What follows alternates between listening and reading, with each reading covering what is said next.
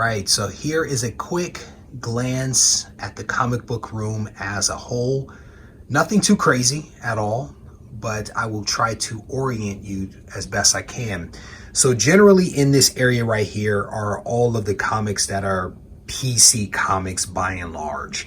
These two bins here are pretty important ones. You can see what the labels are. This is a bin of books that I'm considering sending into CGC. On the right is a bin of books that maybe I've read or plan to read that have to be put away. So that's what those two are there.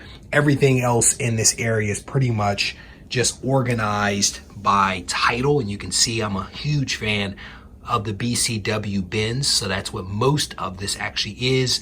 And on each one of the labels, it basically runs down the titles that are contained in that specific bin. On this side, I'm still making a little bit of a transition with these older BCW cardboard boxes to the plastic bins. So I'll continue that conversion at some point. I have a ton of these bins downstairs. I just need to set them up and move the books out of those into the new plastic. So this is where work actually gets done for the actual job. I tend to sit here because there's a lot of natural light that comes in the window and I do calls, so it's a nice way to illuminate myself. Back over here are basically all of the raw books that will potentially be sold from the collection. I separate those books out from the overall collection, so it's easy for me to identify those things that I plan to sell versus all the things that I plan to keep. Back over here to the right side of my workstation are all of the slabbed books that I have for sale. I just kind of keep them in the CGC boxes. It's a great place for me to, quickly be able to grab things and package it up. Back over to this side, you can see that this is basically the studio setup. I think you guys have seen that in previous videos, but all the lights and cords and all that stuff are all over there. That bin right there is an important one. That is the Oh Sugar box.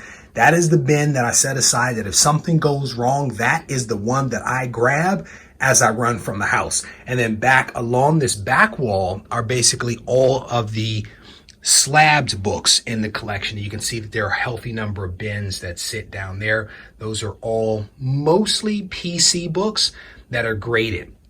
And then again, you can kind of see the workstation for the studio. And then the wall, the infamous wall that sits behind me in all of the videos. So a relatively straightforward type of setup. I mean, nothing too crazy. You can actually see Swoldier supply boxes getting ready to be boxed up. Down below, I have, more bins down here for the PC.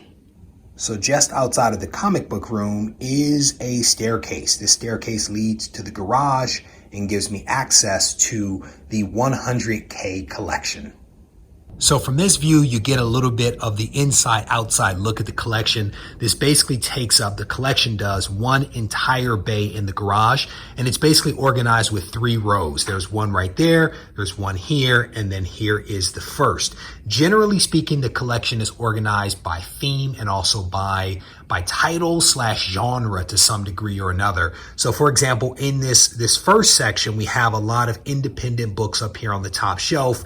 We have a ton of Superman and Superman related titles, as well as Superman adjacent things like Supergirl, and also Batgirl is down there as well because there's a Batgirl, Supergirl kind of connection. So that's what you have here. Down there are a lot of Disney titles and others. On the very top are a bunch of my Wizard magazines. That's what sits up there. So as we work our way over here to the middle row, this is probably one of my favorite rows in the entire garage.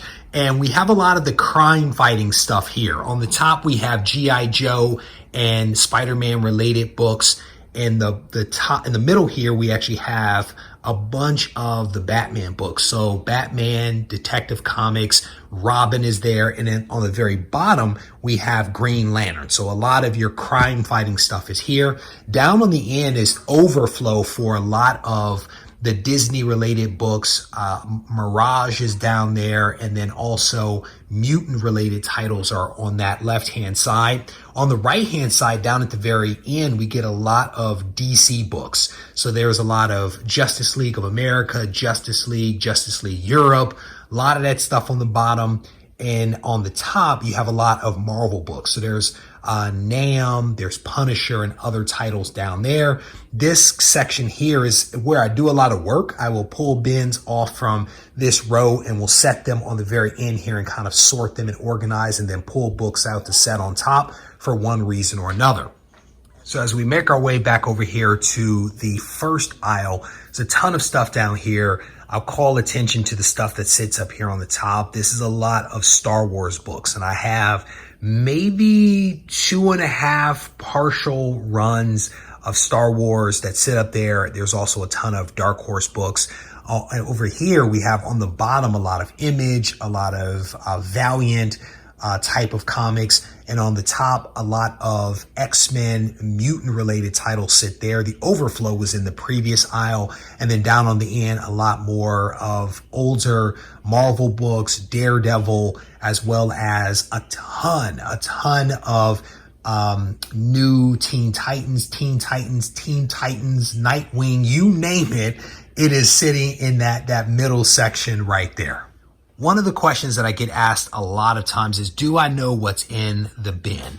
And generally speaking, I have some idea, either from the previous owner's notations that I've left on the box, or from my own notations that I've actually made. So you can see here, this contains a lot of X-Men from the 90s. There's Unlimited X-Men, Classic X-Men. Over here we have X-Man, House of M, Generation X, and then also some Moon Knight thrown in there for good measure. And believe it or not, the tape that you actually see on the box, either blue or red, also has some meaning as well. The blue indicates a bin that has some cool books in it. The red indicates a hot bin because it has some really good books in it. So that's essentially how I try to organize the collection. At some point when I get the new garage built, this will be better organized then.